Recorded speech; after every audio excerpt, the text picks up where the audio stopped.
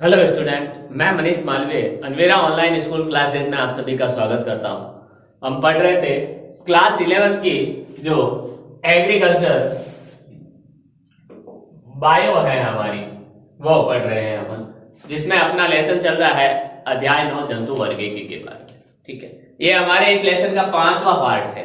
ठीक है, इसमें अपने पिछले कुछ लेसन में अपन ने पिछला लेसन भी वर्गीकरण के लिए ही पढ़ा था, वर्गीकी के बारे में। ठीक है, जिसमें वर्गीकरण, वर्गीकरण के आधार, विभिन्न आधार, वर्गीकरण के बाद उनके पौधों के नामकरण, नामकरण के नियम, अस्वीकार करने के नियम, नामों को, ये सब चीजें पढ़ी थी। और इस अध्याय की शुरुआत में भी यही चीज थी जो अपन ने पढ़ी थी।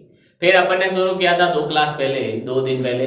क्या शुरू किया था अपन ने शुरू किया था अकशेरुक जंतुओं का संघ स्तर तक का वर्गीकरण, जिसमें अपन ने 5 से 7 लगभग अपन ने पढ़ लिए थे। ठीक है, और लास्ट में अपन ने आर्थ्रोपोडा संघ के बारे में थोड़ी सी बातचीत की थी कि वह जंतु वर्ग का सबसे बड़ा संघ है। ठीक है, सबसे बड़ा संघ है और इसके जो पैर होते हैं वो संधि युक्त होते हैं। तो शुरू करते हैं, चर्चा करते हैं और शुरू करते हैं। अपन पढ़ते हैं किसके बारे में, हमारे आर्थ्रोपोडा संघ के बारे में पढ़ते हैं। देखिए, संघ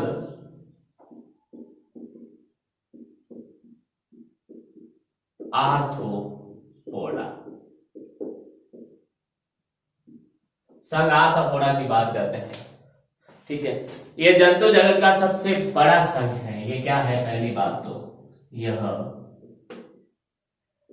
जंतु जगत का सबसे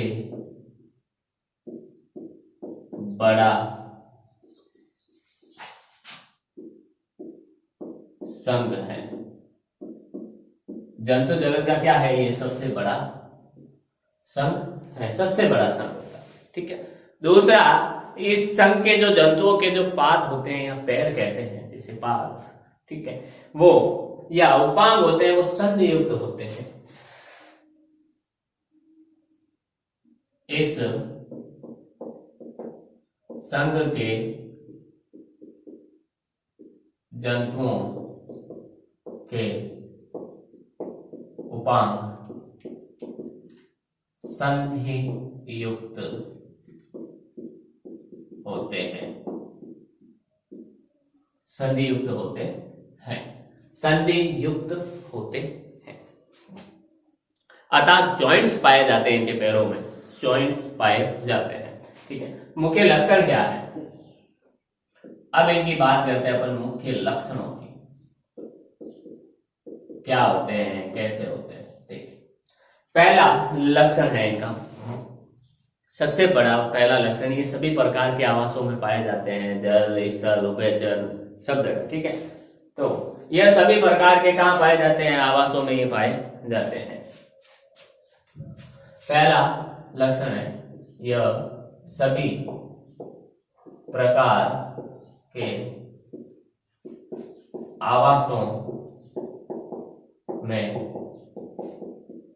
पाए जाते हैं, सभी प्रकार के आवासों में पाए जाते हैं। ठीक है, दूसरी चीज, ठीक है, ये द्विपार्श्व सममित, त्रिकोणीय और विखंडित व प्रगुही होते हैं। ठीक है, ये क्या होते हैं? ये द्विपार्श्व सममित,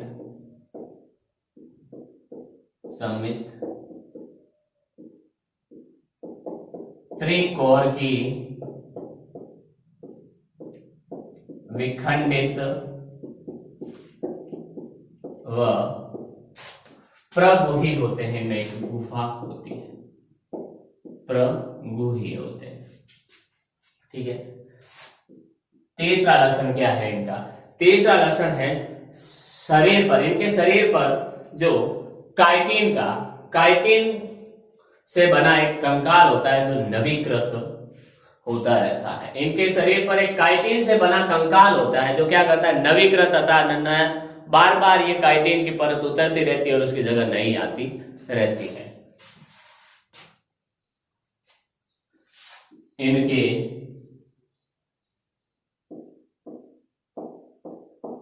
शरीर पर काइटिन का बना कंकाल होता है जो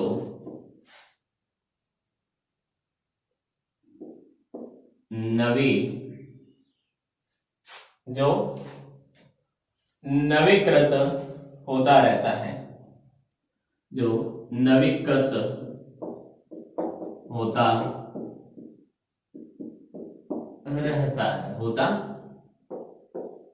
रहता है। ठीक है, जो शरीर है, इन जंतुओं का शरीर सिर, वक्ष व उदर में विभक्त होता है। इनका शरीर सिर, वक्ष व उदर में विभक्त रहता है। उदर में क्या रहता है? विभक्त रहता है। ठीक है, पांचवी चीज देखिए, पांचवा लक्षण है इनका, सदस्यों में विखंडी खंडी भवन पाया जाता है। इनके सदस्य होते हैं, इनके जो जंतु होते हैं, उनमें कैसा खंडी भवन पाया जाता है? विखंडी प्रकार का। इनके सदस्यों में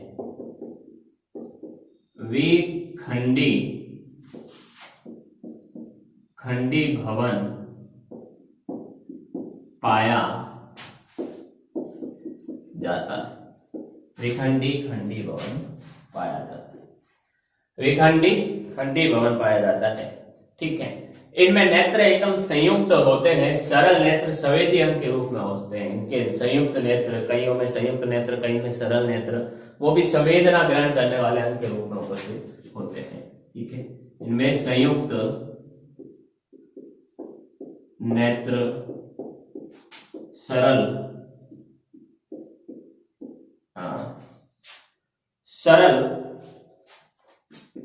नेत्र संवेदी अंग के रूप में होते हैं। संवेदी अंग के रूप में होते हैं। सातवां, पाचन तंत्र इनमें क्या होता है? पूर्ण होता है। इनमें पूर्ण पाचन तंत्र पाया जाता है। अर्थात पाचन तंत्र के जो सभी भाग होते हैं, सभी अंग होते हैं, वो इनके पाचन तंत्र में पाए जाते हैं।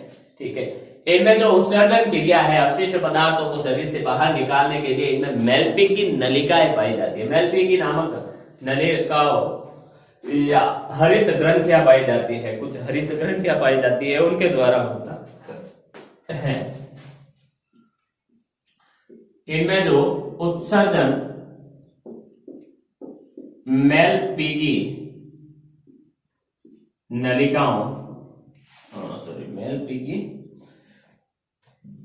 नलिकाओं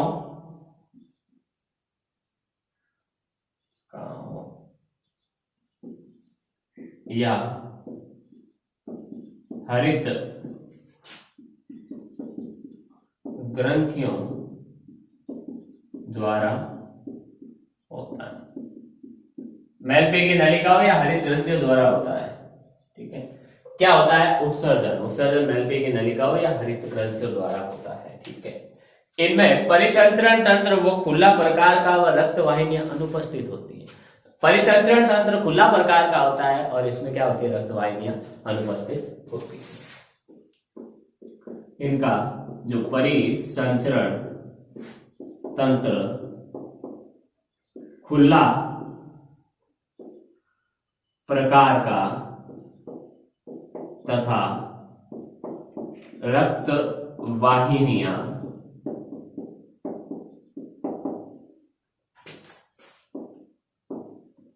अनुपस्थित होती है। क्या होती है? रक्त वाहिनियां अनुपस्थित होती है। रक्तवाहिनियां अनुपस्थित होती हैं। ठीक है, इनमें जो श्वसन क्रिया, इनमें जो श्वसन है वो क्लोम, श्वास नली, फुसफुस या फुफ्फुस या पुष्ट फुफ्फुस या पीछे के फेफड़े जिसे भी बोलते हैं, ठीक है, या पुष्ट क्लोम के द्वारा होता है। इनमें जो श्वसन क्रिया है वो, इनमें जो श्वसन है वो क्लोम, श्वास नली, क्लोम, श्वास नली, पुष्ट फुफ्फुस, फुफ्फुस द्वारा होता है, पुष्ट फुफ्फुस द्वारा होता है। ठीक है, इनमें नर एवं मादा क्या होते हैं, पृथक पृथक अलग अलग होते हैं। ठीक है, इनके जो सदस्य होते हैं अंडज या अंडजरायु होते हैं। इनमें क्या होता है 10 11 नर एवं मादा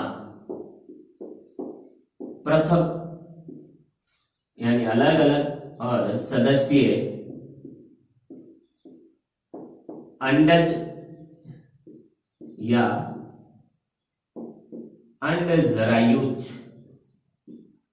होते हैं। ठीक है, एग्जाम्पल, इसके एग्जाम्पल कौन से हैं, जैसे रेशम कीट। ठीक है, एग्जाम्पल है रेशम कीट, मधुमक्खी, तिलचट्टा, दीमक, बिच्छू। एग्जाम्पल कौन से है, जैसे रेशम कीट, मधुमक्खी, तिलचट्टा, जो दीमक, उदय जिसे अपन कहते हैं नॉर्मल भाषा में दीमक। ठीक है, बिच्छू, ये सब क्या है, ETC इत्यादि, ये सब आर्थ्रोपोडा संघ के सदस्य हैं, उदाहरण है कुछ। ठीक, फिर अगला हमारा संघ है, ये तो आर्थ्रोपोडा संघ के कुछ खासियत मुख्य बातें और हो गई हमारे लिए। अगला हमारा संघ है, ठीक है, जिसका नाम है संघ मोलस्का। संघ मोलस्का, संघ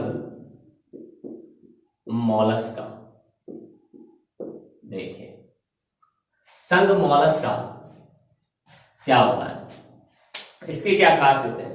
इनका शरीर कोमल होता है, बड़ी बात क्या है, इनका शरीर कोमल होता है, खंड विहीन, खंड नहीं पाया जाता।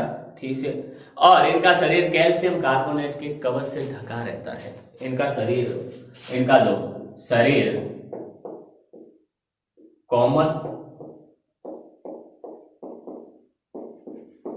खंड रहित तथा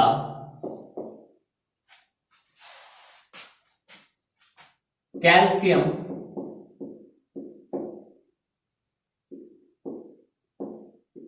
कार्बोनेट का, कैल्शियम कार्बोनेट के कवच से ढका रहता है।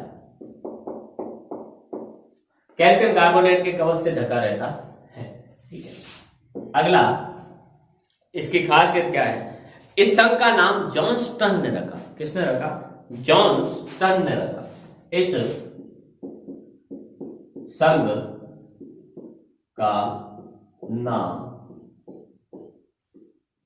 जॉनस्टन ने रखा था। ये इस संघ का नाम मोलस्का, वो नाम किसने रखा था, जॉनस्टन नामक वैज्ञानिक ने रखा था। अब इस संघ के कुछ मुख्य लक्षण है, उसके बारे में भी अपन चर्चा कर ले। मुख्य लक्षण कौन कौन से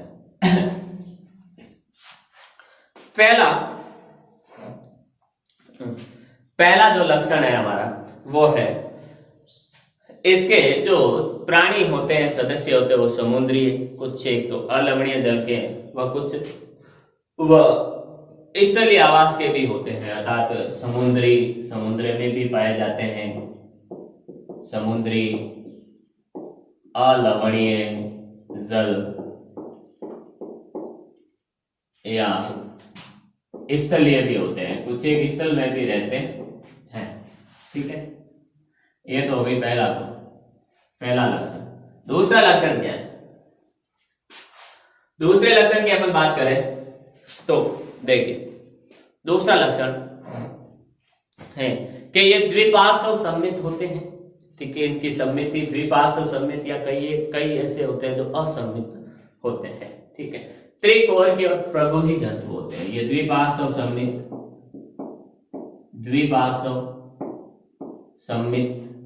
कुछ एक जंतु द्विपार्श्व सममित होते हैं, कुछ असममित होते हैं, बिल्कुल ही सममिति नहीं पाई जाती। ठीक है, त्रिकोण की तीनों जनन स्तर, बाह्य त्वचा, मध्य त्वचा और आंतरिक त्वचा उपस्थित होते हैं, वह प्रगुही होते हैं। ठीक है, इनके अंदर गुफा पाई जाती, प्रगुही होते हैं। तीसरा है इनका शरीर मेंटल, सिर, पाद, आंतरांग में विभक्त होता है। इनका शरीर होता है जैसे आर्थ्रोपोडा का जो शरीर था वो सिर वक्ष उदर में विभक्त था, वैसे इनका शरीर मेंटल, ठीक है, मेंटल सिर, पाद और आंतरांग में विभक्त होता है। शरीर मेंटल, सिर, पाद व आंतरांग में विभक्त, इनमें विभक्त तो होता है। ठीक है, चौथा लक्षण क्या है इसका? देखिए, चौथा लक्षण है इनका, इनके सिर पर नेत्र क्या था, आंखें, स्पर्शक यानी इनके एंटीने और संवेदी अंग होते हैं, संवेदना ग्रहण करने वाले दूसरे अंग होते हैं। सिर पर नेत्र अर्थात आंखें, ठीक है, स्पर्शक अर्थात एंटीने और संवेदी अंग होते हैं, संवेदी अंग पाए जाते हैं। पांचवा है हमारा, इसका लक्षण है, देखिए, श्वसन। इनमें जो श्वसन होता है वो क्लोटिनिडिया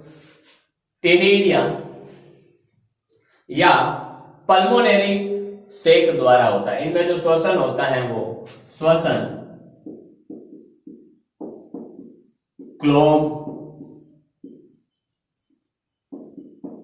क्लोटिनिडिया या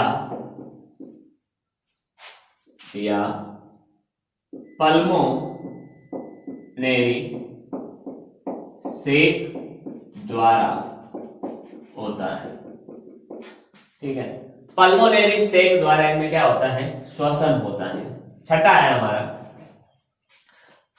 पैर रेंगने के लिए। इनके जो पैर पाए जाते हैं वो किस काम में आते हैं? तो रेंगने के लिए। ठीक है, बिल बनाने हेतु अनुकूलित होते हैं, अर्थात पैरों में ऐसी विशेषताएं पाई जाती हैं, इस प्रकार से वो अनुकूलित होते हैं, पैर इस प्रकार से ढले हुए होते हैं कि वो आराम से रेंग सके और अपना बिल बना सके।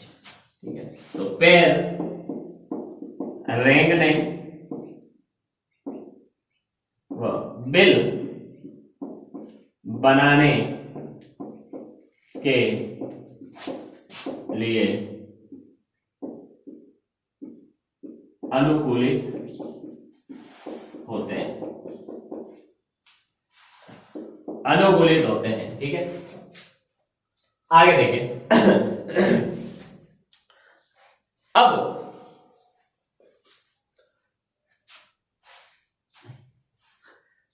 इनके मुख में हमने एक रेती का नाम सुना होगा आपने, रेती, ठीक है, जिसे घिसा जाता है। तो इन सदस्यों के शरीर में रेती के समान क्या पाया जाता है? एक अंग पाया जाता है, घिसने के लिए एक अंग पाया जाता है जिसे रेतनांग कहते हैं। नोट बना के लिख लेना। इन जंतुओं के मुख में घिसने के लिए रेती के समान अंग पाया जाता है, जिसे जिसे क्या कहते हैं, रेतनांग। जिसे क्या कहते हैं, रेतनांग कहा जाता है। उसे अपन क्या कहते हैं, रेतनांग कहते हैं, अर्थात घिसने वाला अंग कहते हैं, जो क्या करता है, घिसने का काम करता है। ठीक है, अगला है इनका जो रक्त होता है, 7वां पॉइंट, इनका रक्त रंग विहीन या नीले रंग का होता है। ठीक है, इनका जो रक्त या तो रंग विहीन होगा, अर्थात कोई रंग नहीं होगा, या नीले रंग का होगा, नीले रंग का। ठीक है, नीले रंग का या नीले रंग का होता है। अब नीले रंग का क्यों होता है, नीले रंग का होने का कारण होता है इनमें हीमोसाइनिन, इनमें कौन सा, हीमोसाइनिन नामक श्वसन वर्णक पाया जाता है। ठीक है, कौन सा वर्णक, किसके कारण होता है, हीमोसाइनिन श्वसन वर्णक।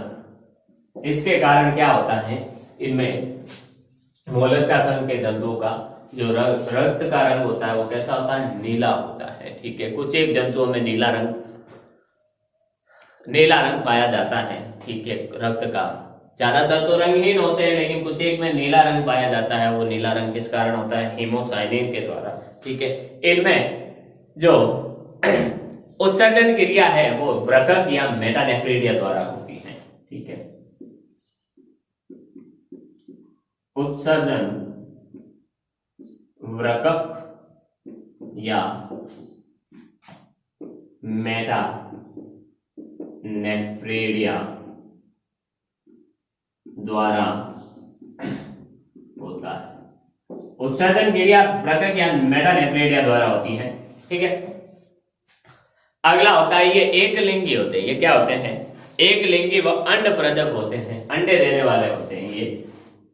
ये क्या होते हैं, एक लिंगी व अंड प्रजक होते हैं। क्या होते हैं, अंड प्रजक होते हैं, अर्थात अंडे देने वाले होते हैं, अंडे द्वारा अपना प्रजनन करने वाले होते हैं। इनमें परिवर्तन में लार्वा, इनका परिवर्तन लार्वा द्वारा होता है। ठीक है, लार्वा द्वारा होता है। इनका जो परिवर्तन है वो किसके द्वारा होता है, परिवर्तन लार्वा द्वारा होता है। परिवर्तन किसके द्वारा होता है, लार्वा द्वारा होता है, सॉरी। ठीक है, एग्जाम्पल कौन कौन से हैं यार, तो मोलस्का संघ के जैसे पायला, सीपिया, पटेला, पायला, सीपिया, पटेला, पायला, सीपिया, पटेला। ठीक है, ऑक्टोपस, समुद्री खरगोश,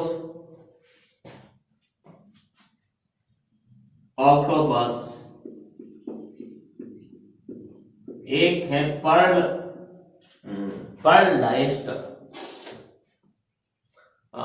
पर्ल डायस्टर,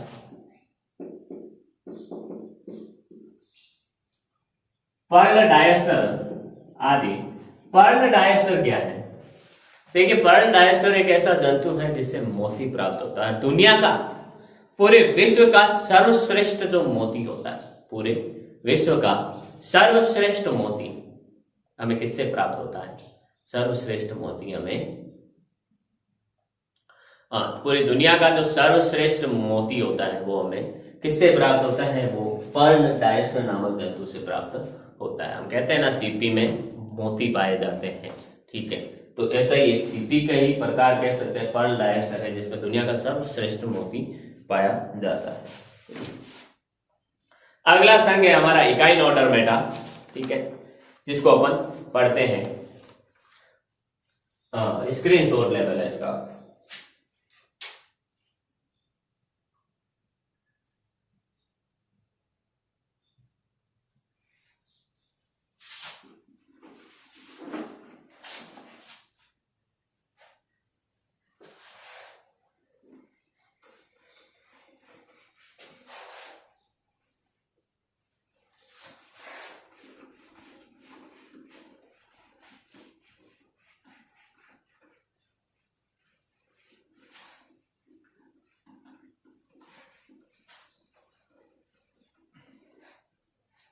देखिए अगला संघ है हमारा इकाई ऑर्डर मेटा। संघ इकाई नॉर्डर मेटा। इस संघ की क्या खासियत है, क्या खास बात है, उसके बारे में अपन चर्चा करते हैं। इनमें कैल्शियम युक्त कंकाल पाया जाता है, ठीक है, इसलिए इनका नाम इकाई नॉर्डर मेटा या सूल युक्त शरीर पड़ा, ठीक है। इनमें क्या पाया जाता है, इनमें कैल्शियम युक्त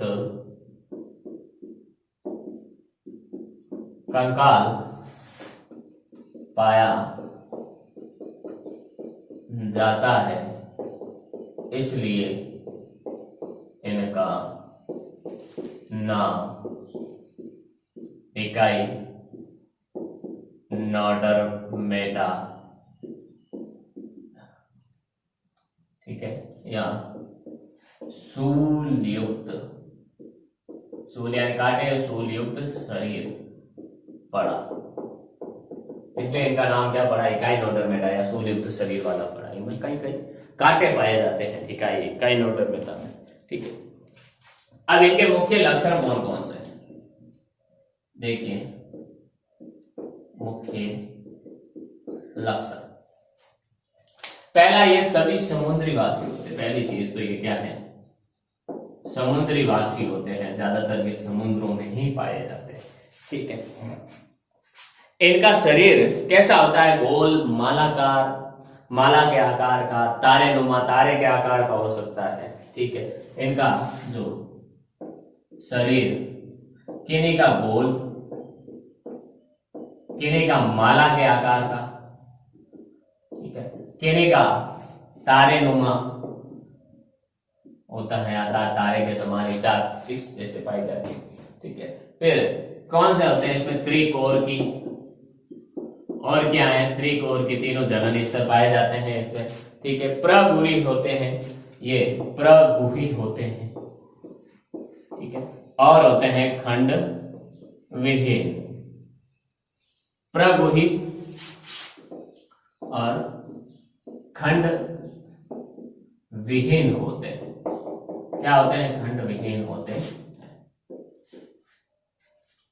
खंड विहीन होते हैं।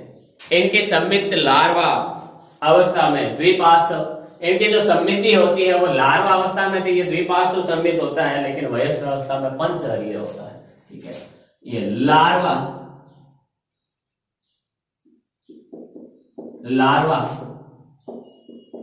अवस्था में द्विपार्श्व सम्मित तथा वयस्क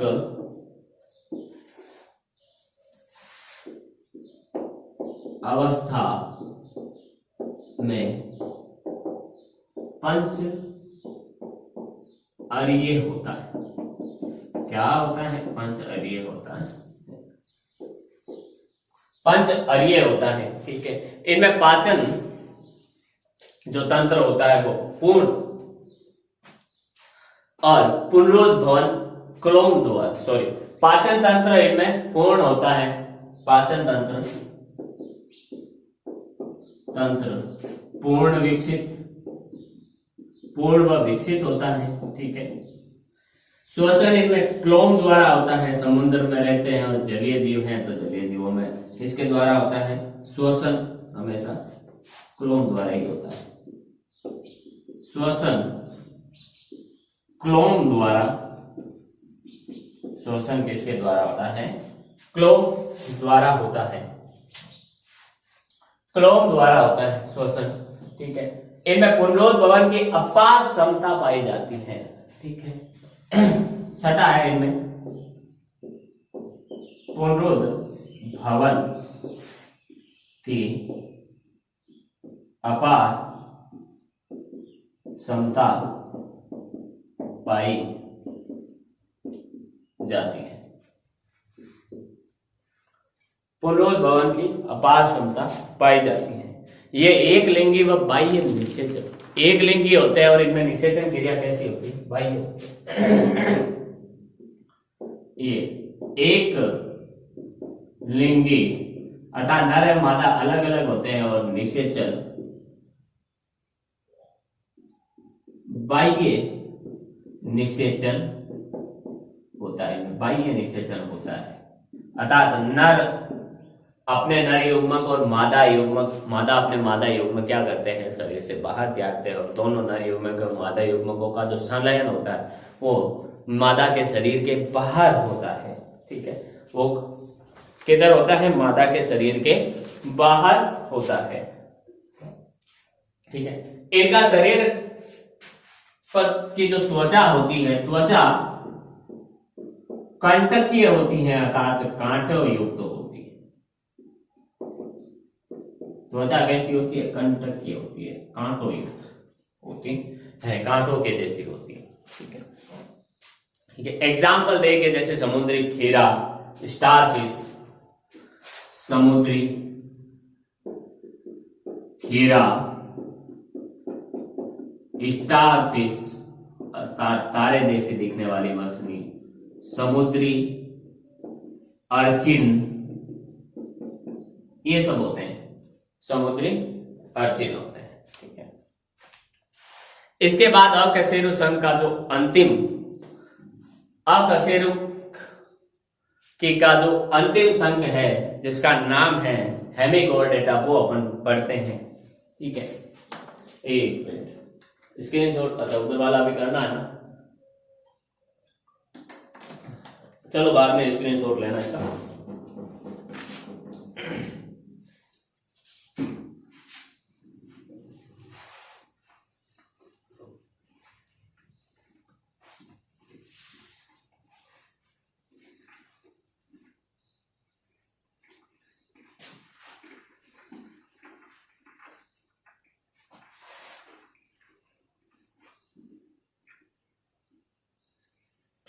देख,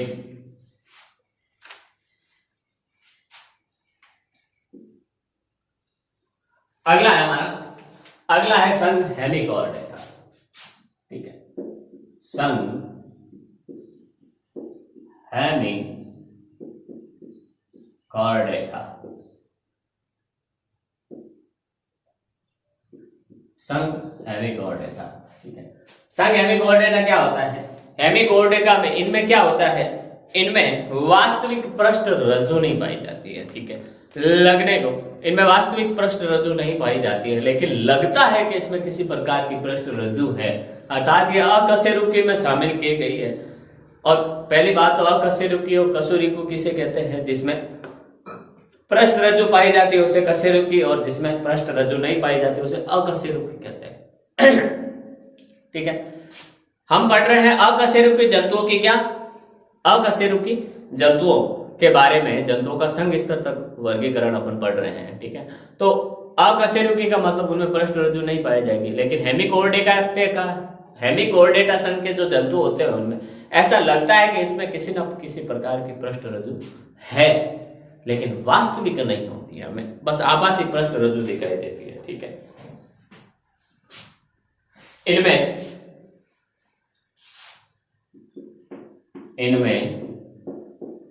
वास्तविक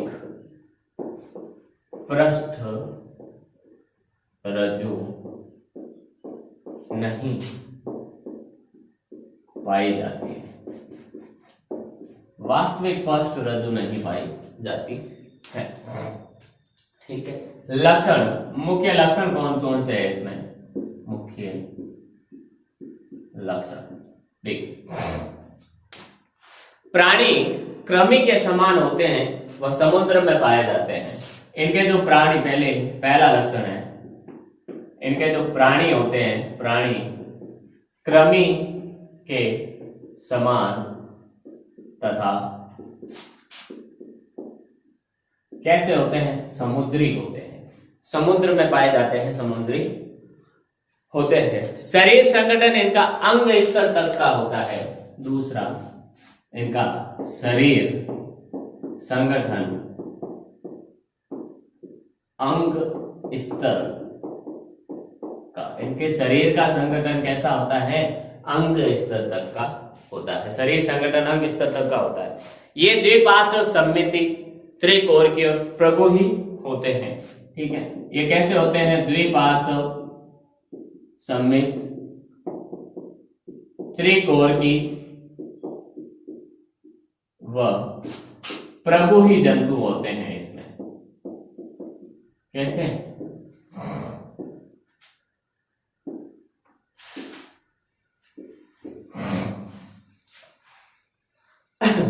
त्रिकोणीय होते हैं। ठीक है, शरीर बेलनाकार। शरीर क्या होता है इनका? बेलनाकार तथा सुंड, कॉलर या धड़ 3 भागों में बटा होता है। इनका शरीर बेलनाकार तथा सुंड, कॉलर व धड़ में विभक्त होता है। क्या होता है? धड़ में विभक्त होता है। पांचवा, इनका कंकाल उत्तक अनुपस्थित होता है, अर्थात इनमें कंकाल उत्तक अनुपस्थित होता है, अर्थात इसमें कंकाल का अभाव होता है। कंकाल का अभाव होता है। ठीक है, कंकाल का अभाव होता है या कंकाल अनुपस्थित होता है, अपन कह सकते। ठीक है, इनमें खुला रुधिर परिसंचरण तंत्र पाया जाता है। रुधिर परिसंचरण तंत्र कैसा होता है? इनमें खुला रुधिर परिसंचरण तंत्र पाया जाता है। खुला रुधिर परिसंचरण तंत्र पाया जाता है। ठीक है, इसमें उत्सर्जन सूंड में उपस्थित ग्लोमेरुलस द्वारा होता है। ठीक है, इनमें जो उत्सर्जन क्रिया है, उत्सर्जन वो उनका एक भाग है, शरीर का भाग जो हमने पढ़ा। उत्सर्जन सूंड में उपस्थित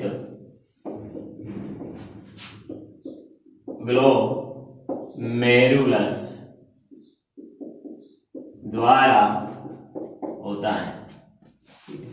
8वां है, उत्सर्जन ग्लोमेरुलस द्वारा होता है। इनके जो जंतु होते हैं वो एक लिंगी होते हैं तथा टार्नेरिया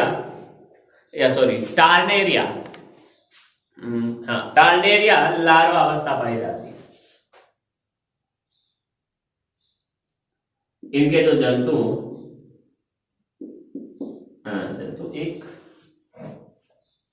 इनके जो जंतु होते हैं वो एक लिंगी होते हैं तथा टार्नेरिया लार्वा अवस्था पाई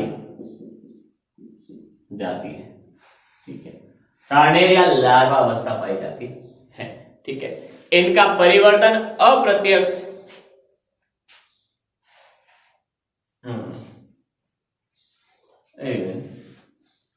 ये नहीं लिखना है। इनमें निषेचन कैसा होता है? इनमें बाह्य निषेचन पाया जाता है। ठीक है, बाह्य निषेचन पाया जाता है। इनमें तो परिवर्तन होता है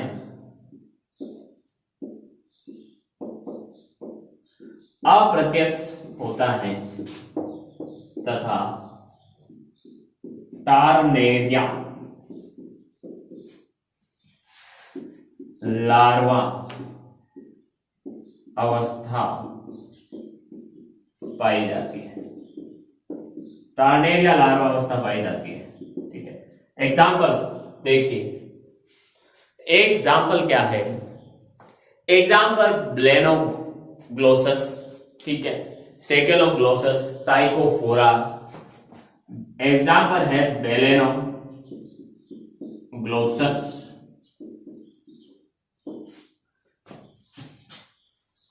टाइकोफोरा आदि। ये एग्जाम्पल है। तो इसी के साथ हमारा हेमिकोर्डेटा संघ भी पूरा होता है। अब हमने अकशेरुकी जंतुओं का जो हमारे सिलेबस में था, अकशेरुकी जंतुओं का संघ स्तर तक का वर्णन, ठीक है, वो अपन ने पढ़ लिया है। एक बार स्क्रीनशॉट लें।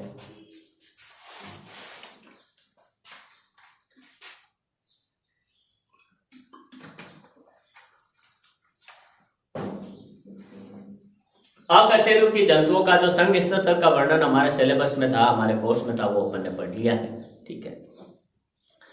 इसके बाद अपन आने वाली क्लास में शुरू करेंगे कशेरुकी संघ का वर्ग स्तर तक का वर्णन, अर्थात कशेरुकी संघ के अंदर कितने वर्ग पाए जाते हैं, उन वर्ग के जंतुओं की क्या विशेषता है, ये सब अपन पढ़ेंगे, ठीक है। तो उम्मीद करता हूं जो भी मैंने आज आपको पढ़ाया है वो आपको समझ में आया होगा। मिलते हैं अपन अगली क्लास में, तब तक के लिए ऑल द बेस्ट। घर में रहिए, सेफ रहिए, सुरक्षित रहिए, अपने और अपने परिवार का ध्यान रखें। मिलते हैं अगली क्लास में। Thank you.